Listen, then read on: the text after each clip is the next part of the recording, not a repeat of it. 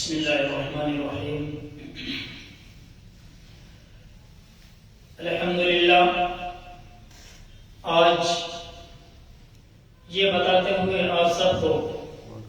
دل سے بڑی خوشی محسوس ہو رہی ہے کہ یوم احرار کے آج 29 دسمبر ہے اور یوم احرار کے 93 سال مکمل ہوئے۔ اسی موقع پر جامعہ حبیبہ کے طلبہ نے نعت کلام اور کلام اللہ شریف کی تلاوت سے اس مجلس کا آغاز فرمایا۔ اب مجلس کے اختتام پر آخر میں درخواست پیش کروں گا شاہ امام پنجاب حضرت مولانا محمد عثمان رحمانی مدیحانوی مدثر العالی سے کہ وہ مائک پر تشریف لائیں اور اپنے حضور خطاب سے ہم سب کو اور ہم سب کے دل کو منور فرمائیں اور مستفید فرمائیں۔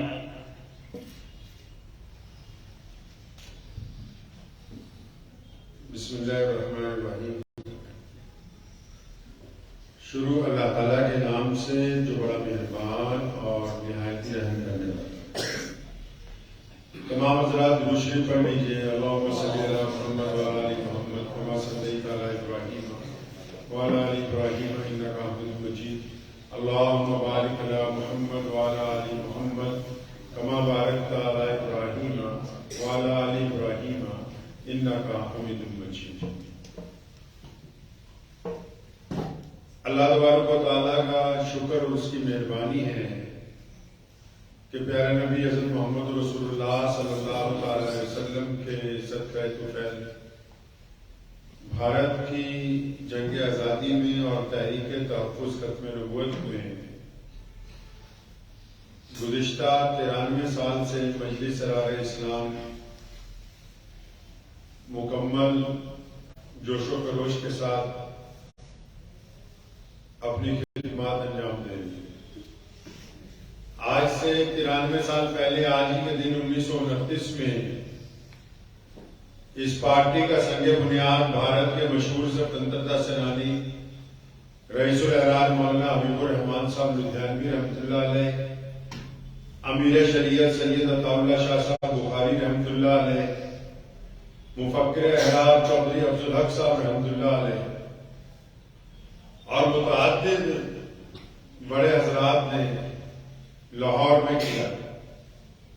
احرار کی تاریخ میں آپ کو یہ بتاتا چلوں کہ بھارت کی جنگ آزادی میں ایک وقت ایسا آیا کہ جب سبھی قومیں دیش کی آزادی کے لیے لڑ رہی تھیں تو مرزا غلام قادیانی نام کا ایک انگریز کا ٹوڈی انہوں نے مسلمان سوتنترتا سینانیوں کو جنگ آزادی سے پیچھے ہٹانے کے لیے جھوٹی نبوت کا اعلان قادیان سے کیا، اور سرکار اس وقت کی جو انگریز کی سرکار تھی، بھارت کا گورنر جنرل جو تھا وہ ان قادیانی ٹوڈیوں کے ساتھ تھا، اور قادیانی تیزی کے ساتھ سرکار کے حق میں پورے دیش میں پرچار کرنے میں لگ گئے۔ انگریز سرکار کے حق میں اخبار نکالنے لگے، رسالے چھاپنے لگے، پروگرام کرنے لگے اور دیش کے لوگوں کو یہ سمجھانے لگے کہ انگریز کی سرکار اس دیش کے لیے اچھی ہے، کیونکہ سرکار کی پشت پناہی حاصل تھی، اس لیے بڑے بڑے کئی لوگ قادیانیوں کی اس گنڈا گردی پر چپ تھے، لیکن پھر ایسے سنگین حالات میں بھی مجلس اسرار اسلام کی استھاپنا کے ساتھ احرار کے جتنے بڑے لوگ تھے انہوں نے یہ طے کر لیا کہ انگریز کو بھگانے سے پہلے انگریز کے ٹوڈیوں کو بے نقاب کرنا بہت ضروری ہے، اور یہ پوری دنیا میں قادیانیوں کو جو بے نقاب کیا گیا، بھارت کی جنگ آزادی کے غداروں کو جو بے نقاب کیا گیا، انگریز کے ٹوڈیوں کو جو بے نقاب کیا گیا، اس کا سب سے بڑا صحرا جو ہے وہ مجلس اسرار اسلام اور اس کے بانیوں کے سر پر باندھا جاتا ہے۔ احرار نے ہمیشہ سے ایک بات کہی ہے لوگوں کو کہ دنیا کی ظالم ترین حکومتوں کے سامنے ہمیشہ سچ بات کہنا احرار کا خاصہ ہے، احرار کا مزاج ہے۔ یہ آج بھی جب کوئی سیاستدان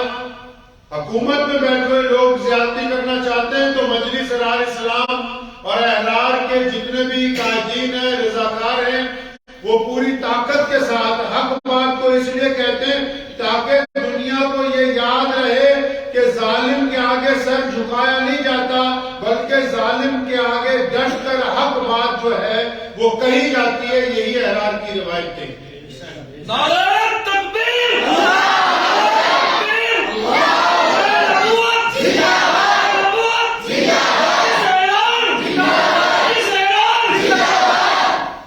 مجلس احرار اسلام کے حقیقی بانی حضرت محمد رسول اللہ ہیں، کیونکہ اللہ کے پیارے نبی صلی اللہ علیہ وسلم نے دنیا میں سے